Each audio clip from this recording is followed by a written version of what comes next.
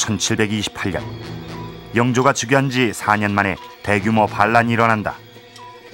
충청도 청주를 시작으로 경상도와 전라도 등 조선 각지에서 거병이 잇따랐고 나라 전체가 삽시간에 반란의 소용돌이에 휩싸였다.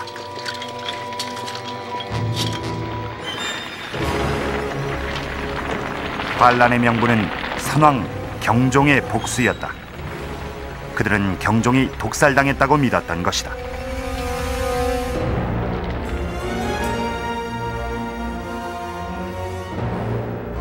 반란이란 엄청난 사건까지 일으킨 경종 독살설. 그 진실은 과연 무엇인가?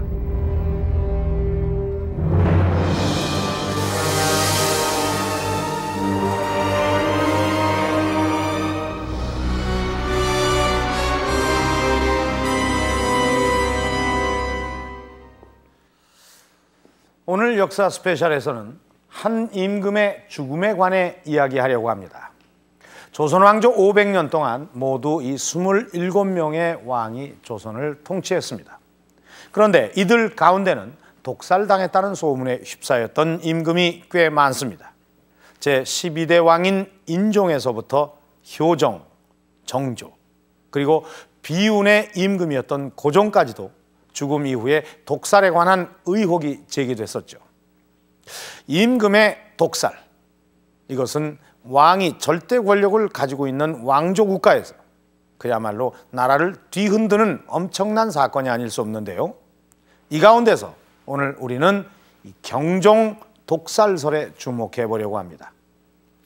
숙종의 뒤를 이어 왕위에 오른 조선의 제20대 임금 경종, 바로 그 유명한 장희빈의 아들인데요. 경종은 1720년 왕위에 올라 4년이라는 짧은 기간 조선을 통치했습니다. 그러나 그의 죽음을 둘러싼 의혹과 이로 인한 여파는 후대에까지도 오래도록 사라지지 않았는데요. 300여 년이 지난 지금도 풀리지 않는 의문으로 남아있는 경종 독살설. 그 진실은 과연 무엇일까요? 이를 추적해 보기 위해서는 우선 경종이 죽음을 맞이했을 당시의 상황을 자세히 살펴봐야 합니다.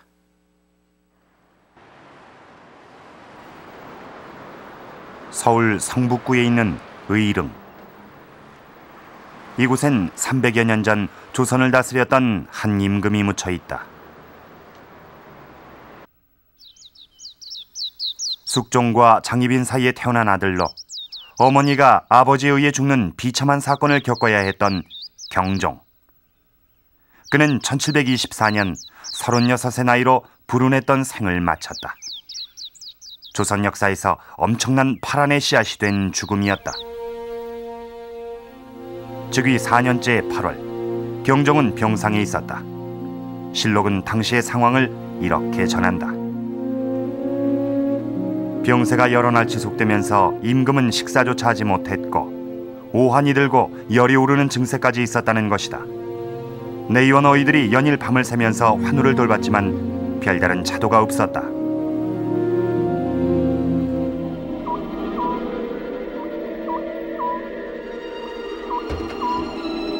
그런데 이렇게 보름이 지났을 무렵 경종의 수라상에 기장과 생감이 올라온다. 당시 어이들은 이것이 의가에서 꺼리는 음식이라며 먹어선 안 된다고 주장했다. 그러나 비용관을 지휘하고 있던 경종의 동생 연인군은 이 같은 어이들의 반대를 무릅쓰고 게장과 생감을 올린다. 그리고 이날 경종은 입맛을 되찾아 평소보다 식사를 많이 했다고 한다.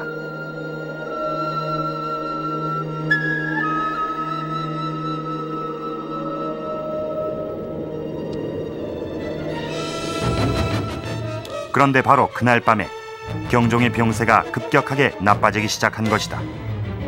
가슴과 배가 조이듯이 아프다며 고통을 호소한 것이다. 의들이 서둘러 약을 재어 올렸지만 복통과 설사가 더욱 심해질 뿐이었다.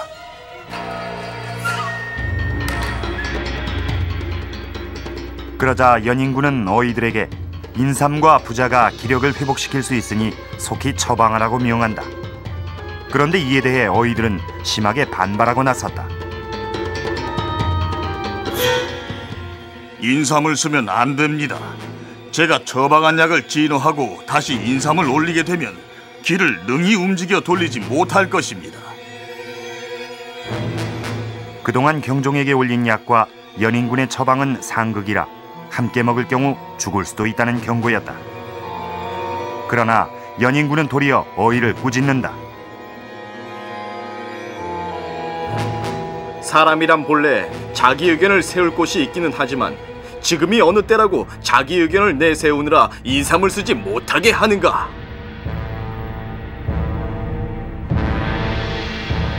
그런데 이 같은 논쟁을 벌여가며 연인군이 경종에게 인삼과 부자를 올린 그날 밤, 경종의 병세는 더욱더 악화됐다. 그리고 다음 날 새벽, 경종은 병석에 누운 지 20여일 만에 승하고 만다.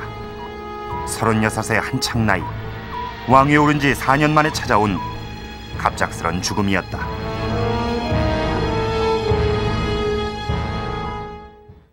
이렇게 경종이 죽은 뒤 왕위에 오른 사람이 바로 우리가 잘 알고 있는 조선의 21대 임금 영조입니다. 후사가 없었던 경종은 동생이었던 연인군, 즉 이 훗날의 영조를 후계자로 세웠던 것이죠.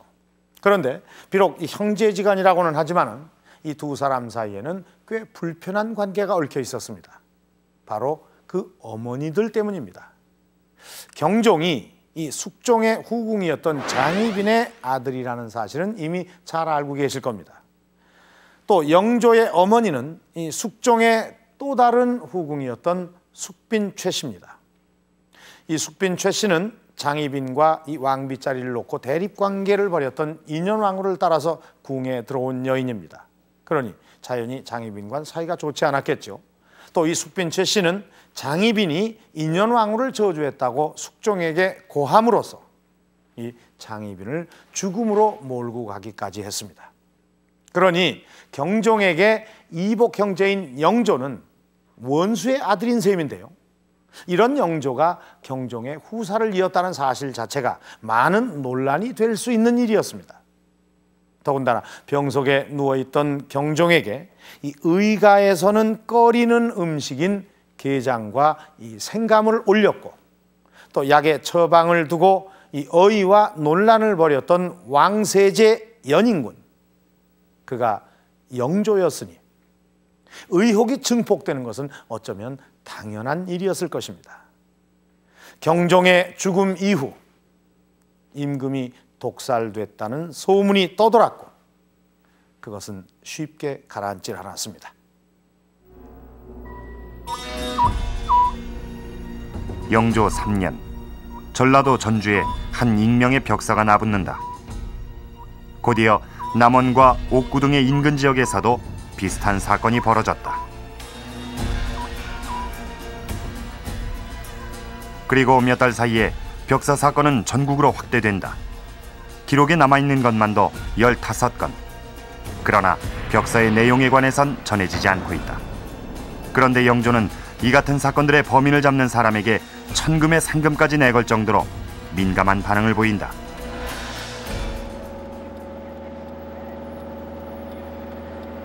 그러면 이처럼 지속적으로 전국에 내걸렸던 벽사들은 어떤 내용을 담고 있었을까? 조선시대의 벽사와 투서 사건들을 연구해온 이상배 박사. 그는 당시의 정황을 들어 영조 때의 벽사 내용을 설명한다. 영조가 이 내용은 기록하지 말라라는 내용으로 사관에게 지시를 합니다. 그 기록이 나와 있어요. 그런 것으로 볼 때는 영조에게 굉장히 치명적인 그런 내용이 아니었겠느냐 이렇게 보는데, 어떤 경종의 독살설이나 또는 영조가 왕위 계승을 하게 된 것은 잘못된 것이다. 그러니까 영조 왕위 계승의 부당성을 적은 그런 내용이 들어가 있을 것이라는 정황은 우리가 짐작할 수 있겠죠. 이처럼 경종의 죽음에 대한 소문이 무성하던 영조 4년 3월 청주에서 반란이 일어난다. 이인좌의 난이 그것이다.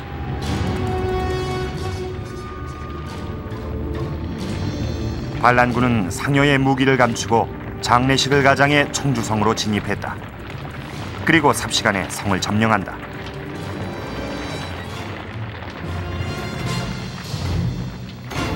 이어서 전국이 반란의 소용돌이에 휩싸였다. 청주성이 함락된 이후 경남 합천과 거창, 안음 등지에서도 거병이 있었고 병력의 수가 7만에 이를 정도로 반군은 기세를 떨쳤다.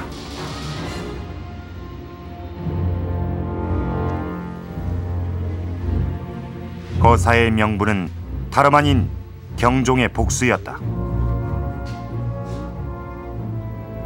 반군은 경종이 독살됐다고 주장했으며 그 위패를 모셔놓고 아침 저녁으로 곡을 냈다고 전한다. 거병한 지 닷새 만에 반군은 경기 이남까지 북상한다. 파죽지세로 서울을 향하던 반군이 조정에서 보낸 토벌군과 만난 곳은 경기도 안성이었다. 지금은 그 흔적이 거의 남아있지 않지만 당시에 이곳 금광산성은 수도 방어를 위한 전초기지였다. 여기가 삼남의 요충지예요. 요 길목이거든요. 여기 옥장리에서 넘어오고 저 충청, 전라, 경상도에서 넘어오는 관군들이라든지 하여튼 보부상이고 모두 이 고개들을 이용을 해요. 그래서 여기가 이 수도를 지키는데 대단히 중요하고 안성을 지키는데 또한 중요하기 때문에 이거는 둘레가 약 한 2km 돼요. 반군이 서울로 진격하기 위해서는 반드시 안성을 거칠 수밖에 없었고 토벌군은 이곳 금광산성에 매복해 반군을 기다렸다. 전투가 벌어진 것은 반군이 안성에 도착한 그날 밤이었다. 매복해 있던 토벌군의 기습에 반군은 대패했고 이인좌를 비롯한 주모자들은 모두 죽거나 붙잡혔다. 결국 거병한 지 보름여 만에 반란군은 완전히 진압됐다. 지금도 안성엔 당시의 사건을 기념하는 비석이 남아있다. 토벌군을 지휘했던 오명항의 공적을 기리는 토적 성공비가 그것이다. 반란을 진압한 공으로 오명항은 1등 공신의 칭호까지 받았다. 반군에 대한 처벌은 혹독했다. 이인좌 등 반란의 주모자는 물론 그 가족과 친척들까지도 죽음을 면치 못했다. 어린이와 부녀자들은 모두 노비로 전락했다.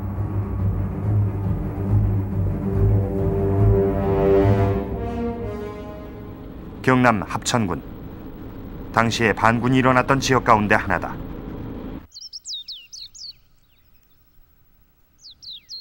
이곳의 한 야산엔 반란의 핵심 세력이었던 조성좌의 무덤이 있다. 그런데 이 묘가 지금의 모습을 갖춘 것은 불과 4년 전의 일이다. 조성좌가 역적죄로 처형당한 뒤 집안에선 몰래 시신을 수습했고 300여 년간 비석조차 세우지 못했던 것이다. 저희들 집안에는 지금 확인된 것만 하더라도 저희 그 대정문 할배 그 하고 승자자자 할배 그럼 저게 득자자자, 정자자자, 그다음에 명자자자, 그다음에 조해추가 또 있습니다. 문경인데 뭐 등등해서 뭐 한 수십 명이 되죠. 그러니까 저희 집안은 완전히 뭐 거의 뭐 그거 됐죠. 몰락해버렸죠. 선왕에 대한 복수를 명분으로 일어났던 반란은 이처럼 비참한 결과로 끝났다. 그러나 민심은 쉽게 가라앉지 않았다. 이인좌의 난이 수습된 이후에도 크고 작은 괴사 사건은 끊이질 않았고 이것은 모두 경종 독살설에 그 뿌리를 두고 있었다.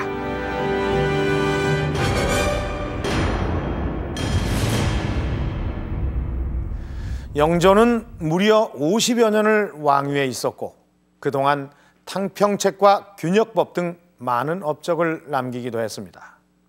그러나 이복형인 경종을 독살했다는 소문은 이런 영조를 재위기간 내내 괴롭혔던 부담이었습니다.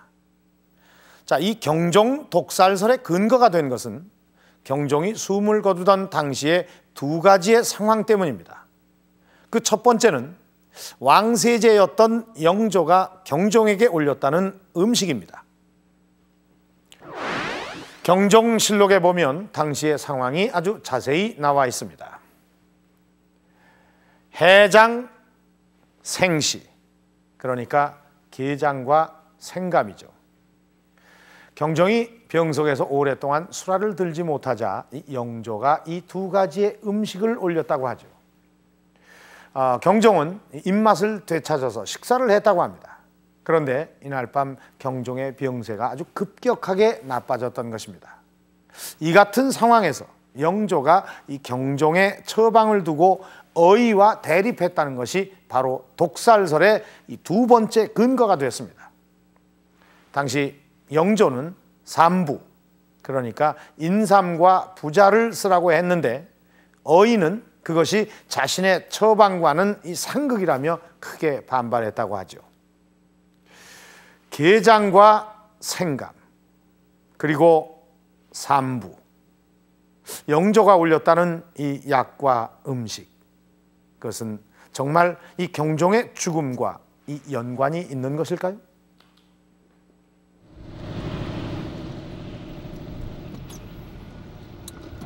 경종의 죽음에 관한 의혹을 풀기 위해 취재팀은 한의학의 자문을 구하기로 했다.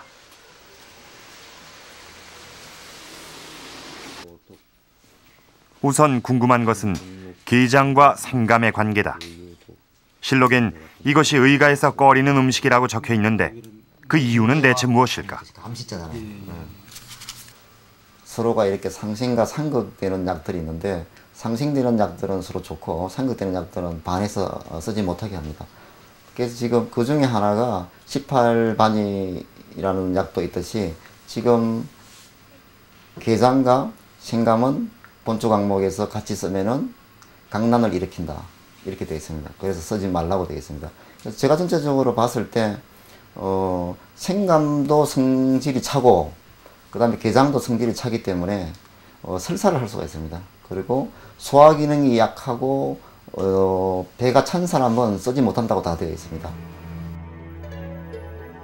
본초 강목 등의 전통 의서엔 게장과 생감이 상극이며 함께 먹으면 복통과 설사가 생긴다고 기록돼 있다.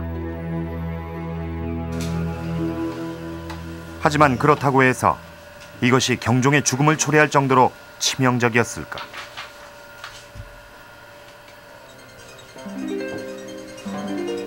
게장과 생감이 경종에게 어느 정도의 영향을 미쳤을지 알아보기 위해 병석에 누웠을 당시 경종의 몸 상태를 자세히 살펴봤다. 실록엔 경종의 병명이 정확하게 기록돼 있지 않지만 어의들의 처방 내용을 보면 경종의 건강 상태와 병의 증세를 어느 정도 짐작할 수 있다. 일종의 이제 한의학적으로는 비위가 허해서 나오는 내상으로 볼 수가 있는데 지금 쉽게 이야기하면은 근심극적인 누적이 되어서 식사를 계속 못하고 그러다 보니까 요새 말로 하면 속병이 생긴 거라고 볼 수가 있겠어요. 심장이 좀 약해진다든지 그 다음에 뭐 위장이 약해진다든지 그러면서 전체적으로 원기가 떨어져 있는 그런 상태라고 보겠습니다. 게장과 생감은 건강한 사람이 먹어도 탈이 나기 쉬운 음식이다. 소화 기능이 크게 떨어져 있는 경종에겐 더 큰 문제를 일으킬 수도 있었을 것이다. 더구나 당시는 8월, 여름이었다. 그때가 이제 8월이니까 굉장히 더울 때란 말이에요. 근데 요즘도 우리가 여름 되면은 조개나 뭐 생선 먹어가지고 콜레라가 뭐 때문에 신문에서 지상에서도 날리고 이제 그러는데 온 정부가 긴장을 하는데 그런데 그때 왜 게장을 또 드렸을까? 그러는 것이 이제 그 의문으로 되고, 그 다음에 이제 또 생감을 좀, 생감 자체는 그것이 뭐냐면 탄닌이 있어가지고 수렴을 해가지고 오히려 대변이 나가지 못하고 숙취가 돼가지고서는 변비가 생기게 된단 말이에요. 그런데다가 이제 그 게장하고 그 생감하고는 좀 반대적인 성질을 가지고 있잖아요. 그러니까 그렇게 보면서 어떻게 되면 또 병을 악화시켜서 되지 않았나 이제 이런 생각이 들어가가지고. 또 병세가 나빠졌을 당시 경종의 상태는 게장과 생감을 함께 먹었을 때의 부작용과 일치한다. 경종이 먹었던 이 두 가지 음식은 분명히 문제가 있었던 것이다.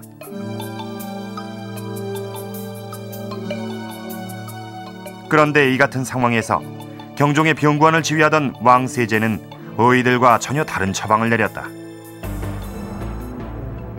당시에 어이들이 썼던 약은 게지마황탕. 왕세제의 처방은 인삼과 부자였다.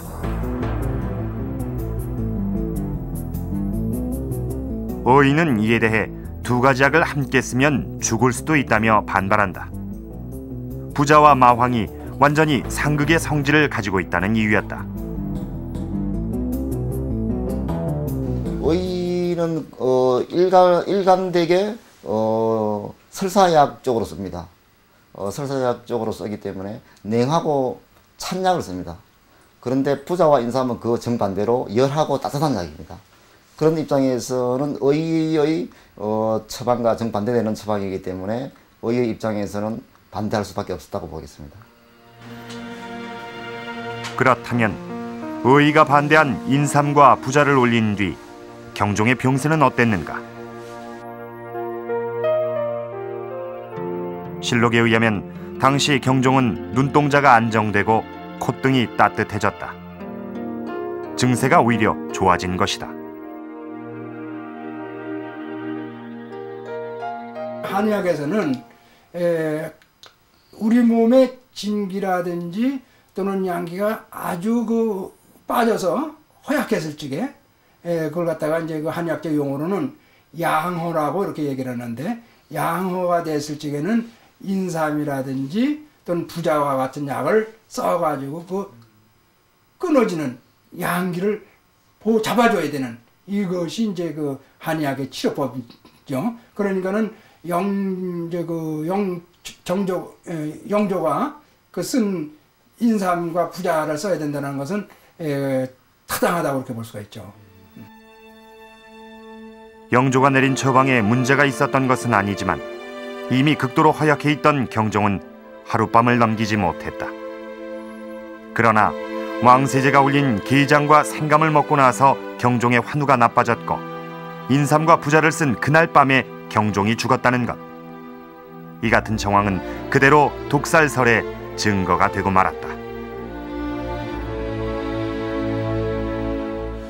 자, 이렇게 경종 독살설을 뒷받침했던 그런 근거들을 하나하나 살펴봤는데 어떻습니까?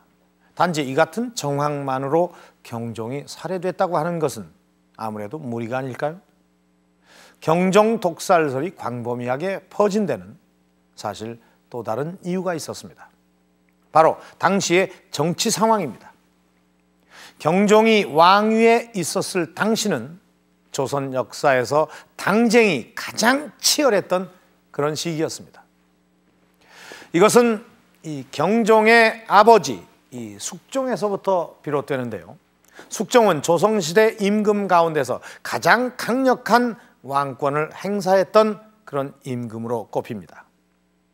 이처럼 이 강력한 왕권을 만들기 위해서 그가 사용했던 방법은 이른바 환국이라는 아주 극단적인 그런 수단이었습니다. 환국, 정권이 일시에 한꺼번에 뒤바뀐다는 그런 뜻인데, 당시 조정은 서인과 남인이라는 양대 당파로 나뉘어져 있었습니다. 그런데 이런 환국이 한 번 일어날 때마다 정권은 서인에서 남인으로, 남인에서 서인으로 뒤바뀌었고, 이어서 상대 당파에 대한 아주 잔혹한 보복과 숙청이 뒤따랐는데, 실권이 곧 죽음으로 이르는 그런 상황이었으니까 정권을 잡기 위한 그런 당파 싸움이 얼마나 치열했으리라는 건 짐작하고도 남습니다. 자, 이러한 치열한 당쟁은 1694년 갑술 환국 이후 서인이 집권하면서 잠시 동안 소강 상태에 접어들게 됩니다. 그런데 일당 독재가 장기화되면서 서인파는 이 노론과 소론이라는 또 다른 당파로 나뉘게 되는데, 한동안은 이 같은 서인파로서 공존하던 이들이 결정적으로 대립하게 되는 계기가 바로 경종의 어머니 장희빈의 사사 문제였습니다. 당시 세자였던 이 경종은 대신들을 붙잡고 어머니를 살려달라고 애원했는데, 이때 좌의정이었던 노론 이세백은 세자의 청을 외면했고, 소론 영의정 최석정은 눈물을 흘리며 세자의 뜻을 따르겠다고 합니다. 서인 중에서도 이 온건파였던 소론은 후일 왕위를 잇게 될 세자를 보호하기 위해서는 그 어머니를 죽여서는 안 된다고 생각했던 것입니다. 이처럼 세자, 즉 경종을 보호하는 것은 이후로도 이 소론의 일관된 당론이었습니다만, 장희빈 사사를 주장했던 노론의 경우는 전혀 달랐습니다. 바로 이것이 경종 독살설이 나오게 된 또 다른 배경입니다. 어머니의 비극적인 죽음을 지켜봤던 14살의 어린 세자가 30살로 장성한 1717년 7월, 숙종은 세자 반대파였던 노론의 영수 이명을 불러들인다. 그런데 이때 숙종은 사관과 입직 승지를 오지 못하게 했다. 조선에서 임금과 신하가 단둘이 밀담을 나누는 것은 관례에 어긋나는 일이었지만 숙종은 이를 무시한 것이다.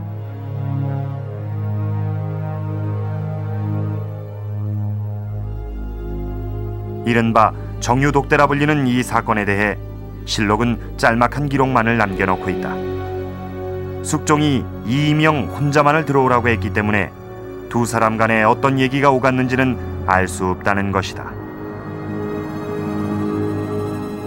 그런데 독대가 있었던 이날 밤, 숙종은 뜻밖의 명령을 내린다. 세자에게 대신 정사를 돌보라는 것이었다. 내가 안질로 왼쪽 눈은 전혀 보이지 않고 오른쪽 눈도 희미하여 문서의 작은 글자들을 알아볼 수 없으니 세자가 대리 청정하는 것 외에는 방법이 없어.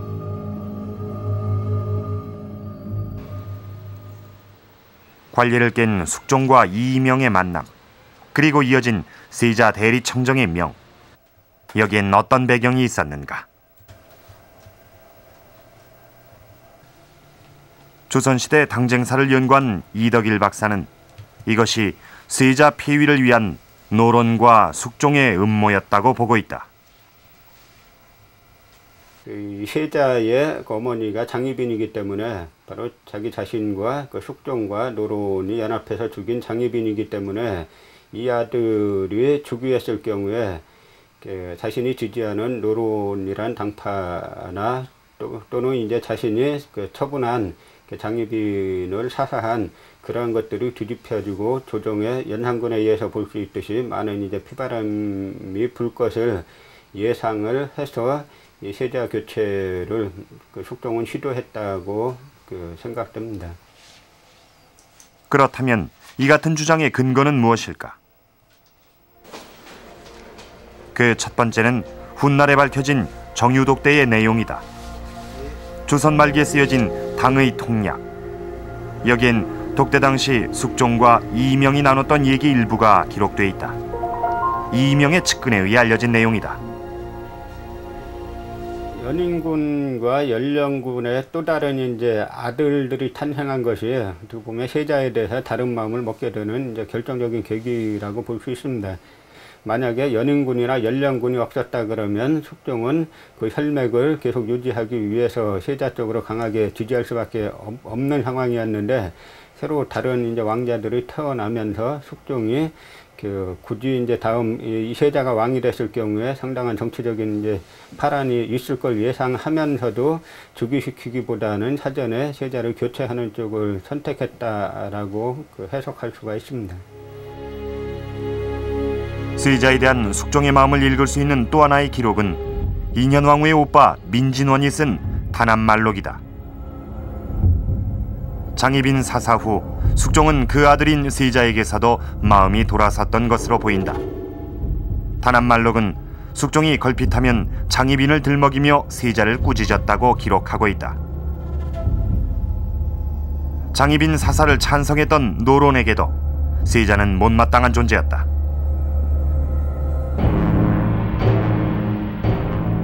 그런데 숙종은 대리청정의 명령을 내리면서 세자 반대파인 노론 대신들만을 불러 모았다. 그리고 이들은 뜻밖에도 임금의 뜻에 적극 찬성한다. 되게 이 대리청정을 하게 되면 이게 세종 때의 고사에 따라서 그 용인, 그러니까 인사 문제하고 용병, 그 군사 문제 두 개를 제외한 나머지 것들을 세자가 이제 처리를 하게 되는데, 그 처리하는 와중에 어떤 이제 실수로 꼬투리 잡아가지고 이제 집권당인 노론과 이제 숙종이 손을 잡고 이제 세자 교체를 뭐 시도하려고 한 것이 정유록 때의 어떤 의미였다라고 이제 해석을 할 수 있습니다. 이 같은 정황 때문에 세자를 지지하는 소론 세력들은 오히려 대리청정을 강력하게 반대하고 나섰다.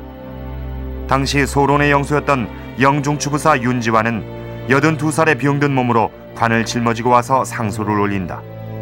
대리청정의 음모를 지적하고 이를 철회하라고 주장하는 내용이었다. 소론은 세자 대리청정이 세자 폐위를 위한 음모라고 판단했던 것이다.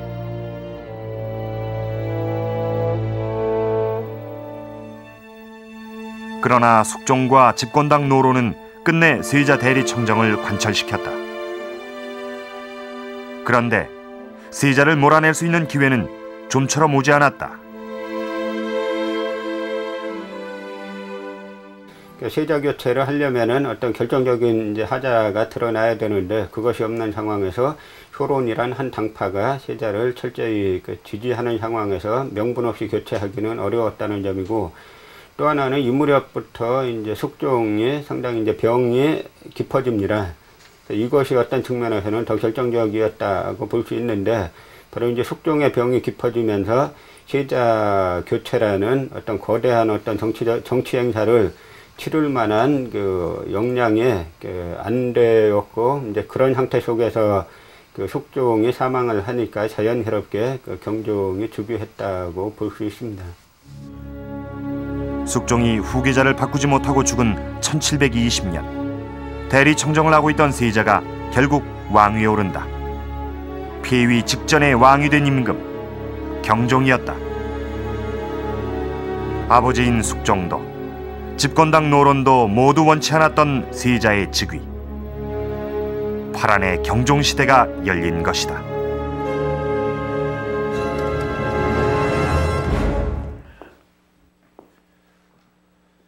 이처럼 수많은 난관을 거쳐 왕위에 올랐지만 경종은 사실상 반쪽의 임금이었습니다.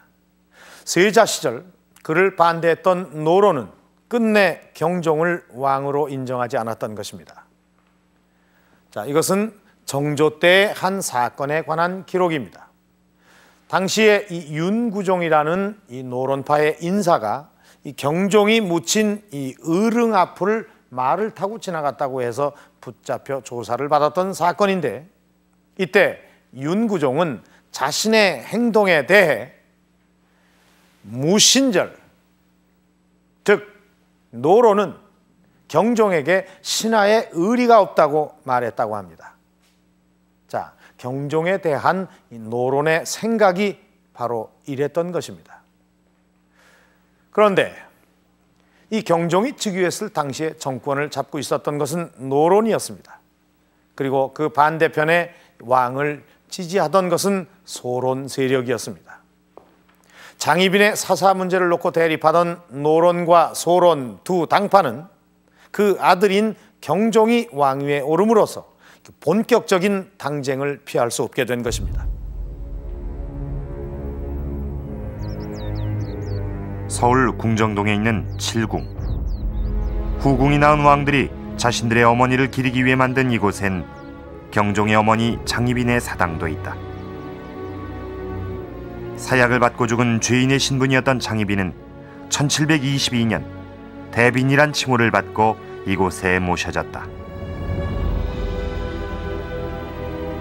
그런데 장희빈의 처우 문제는 경종이 왕위에 오른 직후부터 조정에 파란을 일으켰다. 경종이 즉위하자마자 소론 쪽에선 장희빈의 명호를 정하자는 상소를 올렸는데 노론은 이를 극력 반대했다.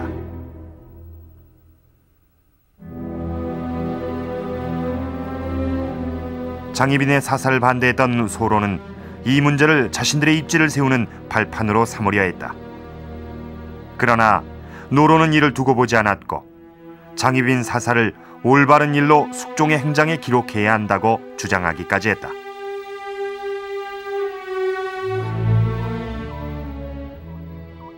자신의 생모를 죽인 것이 옳은 일이었다는 노론의 주장에 경종이 분개한 것은 당연했다. 그러나 경종은 이 같은 말을 했던 노론파의 누구 하나도 처벌하지 못했다. 선비의 길을 꺾으면 안 된다는 노론 대신들의 반대를 넘지 못했던 것이다. 그러나 비록 힘이 약하다곤 해도 경종이 왕위에 있는 한 소론은 언제든지 반격의 기회를 잡을 수 있었다. 노론이 경종의 후사 문제를 거론하고 나온 것도 이 같은 이유에서였다. 1721년 노론은 경종에게 후계자를 정하라는 상소를 올린다. 그러나 당시에 경종은 아들이 없었다. 노론이 칭한 후사란 경종의 이복 동생 연인군이었다. 경종의 어머니 장희빈과 대립했던 숙빈 최씨의 아들. 이 연인군에게 왕위를 잇게 함으로써 노론은 세력을 유지하려 했던 것이다. 이를 위해 노론은 왕실의 어른이었던 김대비까지 끌어들인다. 경종에게 연인군을 후사로 정하라고 청한 뒤 김대비에게도 허락을 받게 한 것이다. 노론을 지지했던 김대비는 2장의 교서를 내려 연인군의 세제 책봉을 허락했다. 효종대왕과 선대왕의 혈맥으론 다만 경종과 연인군이 있을 뿐이니 연인군이 경종의 후사를 잇는 것이 당연하다는 내용이었다. 후사를 정하라는 상소를 올린 지 하루 만에 노론은 전격적으로 연인군의 왕세제 책봉을 성사시킨 것이다. 경종 때 뭐 세제 책봉 요구는 뭐 쿠데타에 가깝다라기보다도 쿠데타 그 자체라고 볼 수가 있습니다. 이거는 뭐 왕권 자체를 이제 인정을 안 한 것이고 그 왕의 고유 권한에 대해서 일개 중견 간부가 말을 꺼내고 그다음에 대거 그 당의 그 집권당의 간부들이 대거 이제 가담을 했고 그다음에 피를 흘리지 않았다 뿐이지 그 완벽한 쿠데타라고 그 규정 지을 수도 있습니다. 더 나아가 노론은 왕세제 연인군을 정사에 참여시키라고 요구하기에 이른다. 이것은 경종에게 왕권을 내놓으란 말이나 다름없었다. 노론은 장희빈의 사사에 대한 책임이 있기 때문에 사실 경종 치하에서는 두 발을 뻗고 잘 수가 없는 그러한 형편이었죠. 그러니까 경종의 통치가 오래되면은 아무래도 이 정권의 교체가 어렵다고 생각하고 또 소론 측으로부터 역습을 받을 그런 가능성도 있었기 때문에 하루빨리 세제에게 실권을 줌으로써 그들의 정치적인 안전판을 마련하기 위한 그러한 의도였다고 볼 수 있습니다. 그러나 노론이 아무리 집권 세력이라고 해도 이 같은 무리수를 계속해서 밀어붙이긴 어려웠고 소론 강령파들은 이것을 반격의 기회로 삼았다. 세제의 정사 참여를 주장한 노론 세력들을 모두 처벌하라는 상소를 올린 것이다.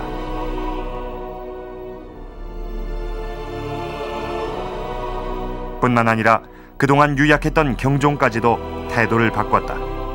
상소의 내용을 받아들여 대부분의 노론 관료들을 파직시킨 것이다. 그러니까 경종은 그 전에 그 4년 동안 대리청정을 하면서 사실상 그 작은 왕노릇 했다는 사실을 먼저 그 전제를 해야 됩니다. 그리고 나서 왕이 됐는데 1년 조금 지나가지고서 다시 그 권력을 갖다가 내놓고 그 왕노릇 하지 말라. 이거는 어떤 통치자라도 받아들일 수 없는 상황입니다. 숙종 말기부터 30여 년간 지속돼 왔던 노론 정권은 한순간에 무너졌다. 경종은 노론 세력들을 대거 축출하고 그 자리를 모두 소론으로 채웠다. 상소를 주도했던 김일경 등 소론 강경파가 조정의 요직 대부분을 차지했다. 이것이 바로 신축 환국이다. 그리고 이듬해 3월 노론 세력을 또 한 번 뒤흔드는 사건이 벌어진다. 이른바 목호룡의 고변이었다.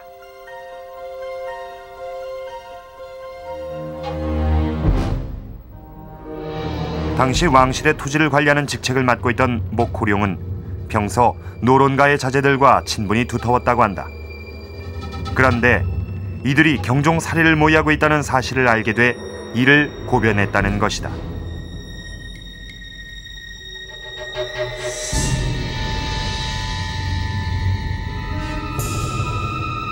목호룡의 고변에 따르면 살해 계획은 모두 3가지였다. 이를 3급수라 칭했는데 첫 번째 방법인 대급수는 자객을 보내 직접 경종을 시해하는 것이었다.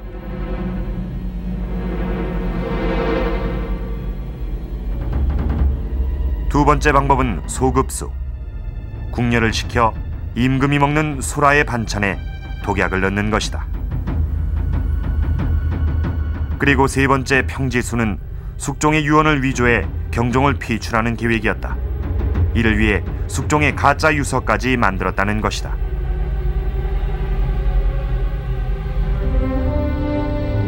사건의 파장은 엄청났다. 노론 명문가의 수많은 자제들이 영모의 주모자로 지목됐고 노론 핵심 세력 수십 명이 연루됐다.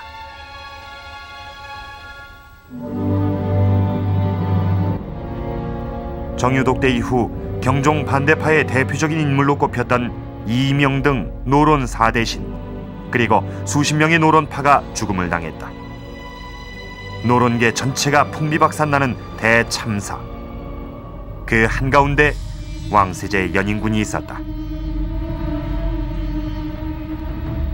실록은 연인군의 관련 내용을 적지 않았지만 당이 통략엔 당시의 정황을 짐작할 수 있는 기록이 전한다. 자신이 역적의 괴수로 지목됐었다는 영주의 말이 그것이다. 이민년 옥사는 그 사실 여부도 중요하지만 그것보다도 이 노론의 핵심 세력이었던 그 김창집 이명과 당시에 이제 그 노론과 연결돼 있었던 것이 거의 분명한 그 왕세제였던 그 영조의 그 측근들이 그 주동적으로 개입되어 있었다는 사실이 더 중요합니다.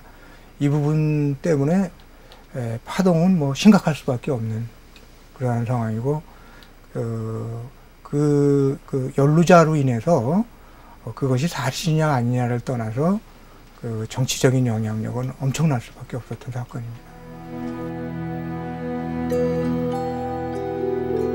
연인군을 왕세제로 올리고 이어서 왕으로 만들려 했던 노론의 계획은 오히려 그를 역적의 우두머리로 만들고 말았다. 그리고 이때부터 영조는 형인 경종을 죽이려 했다는 혐의로부터 자유로울 수 없는 처지가 됐던 것이다.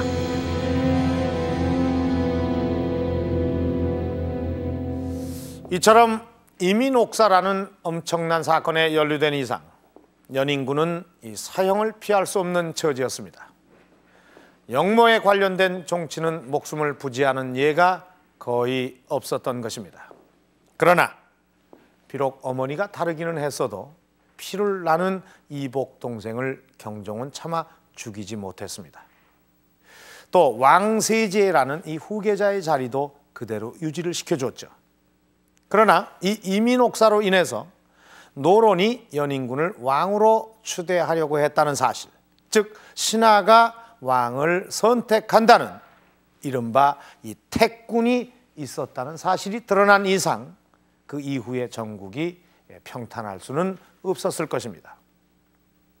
이 경종을 지지하는 소론의 입장에서 보면 이 연인군은 영모의 주모자일 뿐만 아니라 또 반대파인 노론의 우두머리나 다름없는 그런 존재였던 것입니다. 그래서 이 소론은 경종의 왕비인 선의 왕후를 움직여서 이 양자를 드리려는 그런 계획을 세우기도 했습니다. 그래서 그 양자를 새로운 세자로 삼으려고도 했었던 것입니다. 만약 이 계획이 성공했다면 소론의 입지는 더욱 굳어졌을 테고 또 반대파인 노론과 연인군은 완전히 몰락을 했었겠죠. 그런데 이 같은 상황을 완전히 뒤집는 사건이 바로 경종의 죽음이었습니다. 이로 인해 궁지에 몰렸던 연인군은 왕위에 올랐고 노론 또한 다시 정권을 잡을 수 있었던 것입니다. 이처럼 왕위를 둘러싼 당파 간의 음모가 계속됐던 당시의 상황, 그리고 경종의 죽음으로써 뒤바뀐 노론과 소론의 운명, 바로 이것이 경종 독살설의 또 다른 이유였습니다.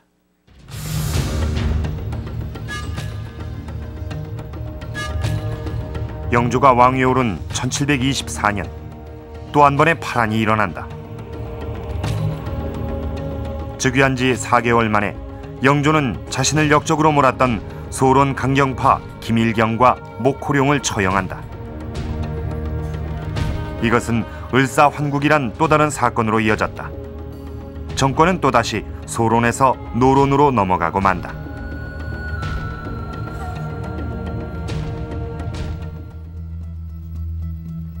가까스로 잡은 정권을 3년 만에 빼앗긴 소론. 그들에게 경종의 죽음은 그만큼 뼈아픈 일이었다. 경종 독살설은 바로 이 같은 상황에서 불거져 나왔다. 실록에 따르면 이 같은 소문의 최초 근원지는 담양부사 심유현이다. 심유현은 경종의 첫 번째 왕비인 단의 왕후의 동생으로 경종의 시신을 직접 볼 수 있었던 몇 안 되는 사람이었다. 그런 그가 경종 독살설을 제기했고 이것은 삽시간에 전국으로 퍼졌던 것이다. 그런데 이 심유현은 바로 소론이었다. 그의 이름은 영조 4년 이인좌의 난이 일어났을 때도 등장한다. 반란의 주모자 가운데 하나였던 것이다. 그리고 심유현과 함께 역모를 일으켰던 사람들은 대부분이 소론, 그 중에서도 강경파였다.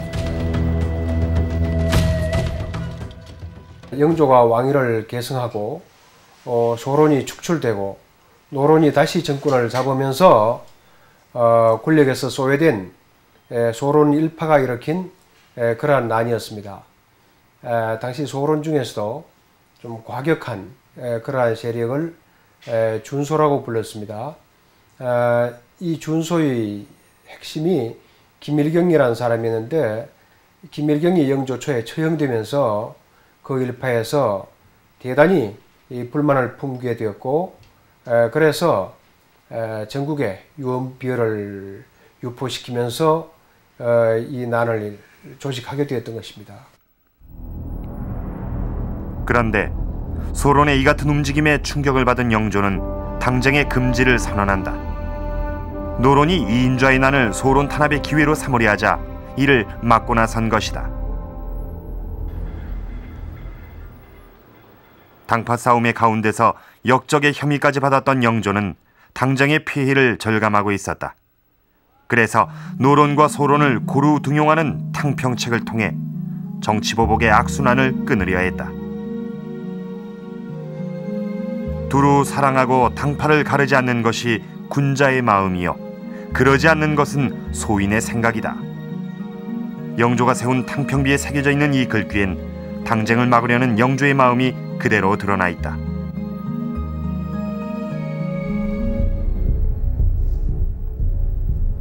하지만 영조의 탕평책엔 한계가 있었다. 경종 독살설에 얽힌 과거사 때문이었다. 즉위 17년, 영조는 신유대훈을 발표한다. 자신이 영모의 수괴로 지목됐던 이민옥사를 무고로 판정하고 오간을 불살은 것이다.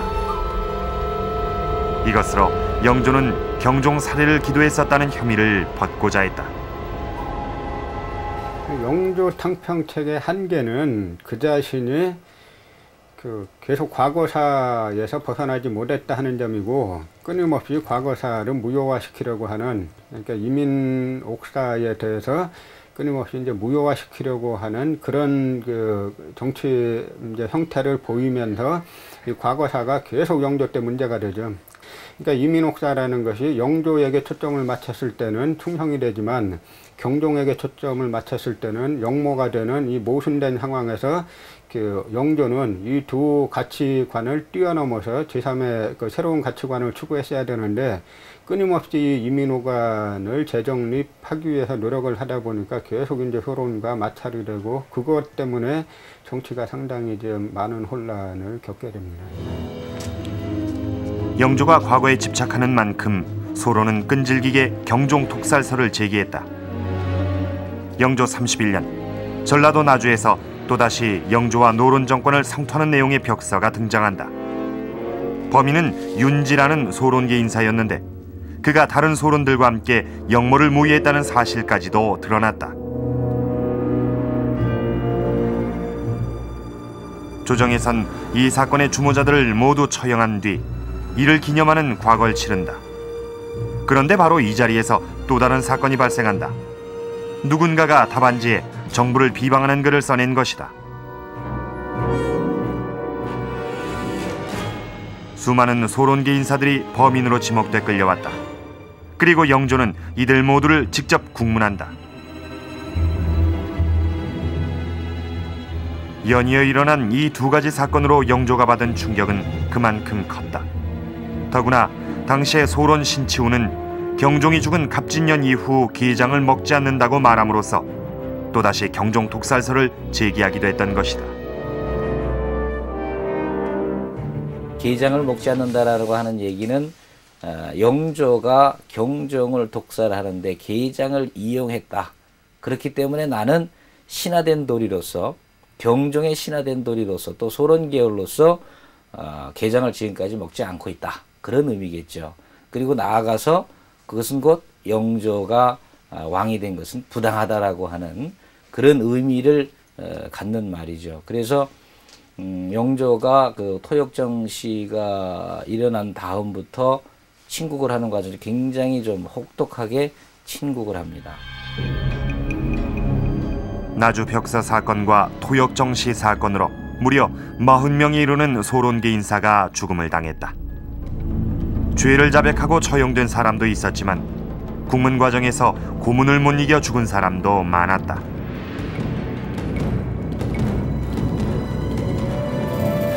나주 벽서 사건의 주모자였던 윤지 집안의 경우 그 형제와 아들 등 10여 명이 죽었을 정도였다. 그나마 명맥을 이어오던 소론계 집안 대부분이 이렇게 몰락해버렸다.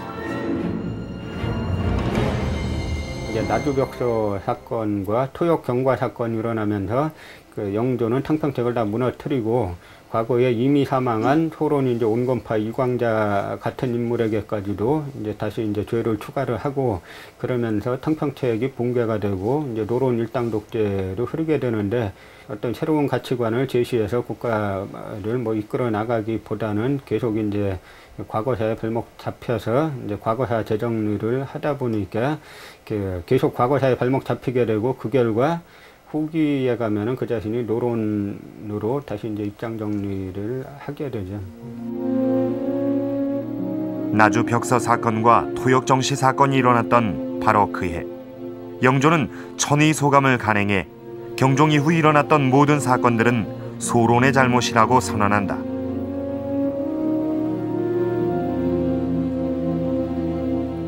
영조는 이 책에 경종이 죽음 당시에 먹었던 게장은 자신이 아니라 어주에서 올린 것이란 내용까지 실었다. 경종이 죽은 지 30년이 지났을 이때 이런 해명을 해야 했을 정도로 경종 독살설의 여파는 컸던 것이다. 영조가 이복형인 경종을 독살하고 왕위에 올랐다는 소문, 그 진실의 여부를 떠나 영조는 일생 동안 경종 독살설의 그늘에서 벗어나지 못했다.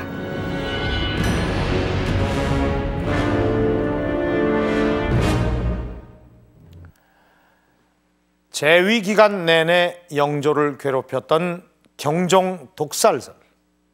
이것은 사도세자의 죽음이라는 또 다른 비극까지 불러오게 됩니다. 아버지인 영조에 의해 뒤주에 갇혀 죽은 사도세자. 그는 아버지를 반대했던 소론과 정치적인 입장을 같이 했다고 하죠. 결국 이로 인해 노론의 음모에 희생됐다는 것이 학계의 대체적인 시각인데요. 경정 독살설의 부담에서 자유로울 수 없었던 영조는 이로 인해 결국 아들까지도 희생시켰고 탕평책이라는 개혁도 포기하고 말았던 것입니다. 경종이 죽은 지 300여 년, 그동안 사라지지 않았던 독살설의 이면에는 당쟁과 음모로 점철됐던 조선 후기의 어두운 역사가 있었습니다. 어쩌면 그것은 우리에게 잊고 싶은 과거일지도 모릅니다. 그러나 당시의 상황들을 하나하나 살펴보면서 우리는 당파 간의 공존의 틀이 무너졌을 때 얼마나 큰 비극이 따라오는지를 적나라하게 느낄 수 있었습니다. 노론과 소론이 자신의 세력을 지키는 데만 몰두하지 않았더라면, 그래서 당파를 초월해서 인재를 등용하겠다는 영조의 탕평책이 성공했더라면 조선의 정치는 좀 더 발전적인 방향으로 나아갔을지도 모릅니다. 이런 아쉬움을 현대 우리가 다시는 되풀이해서는 안 되겠다는 것, 그것이 바로 오늘 우리가 300년 전 경종의 죽음을 다시 돌아본 이유이기도 합니다.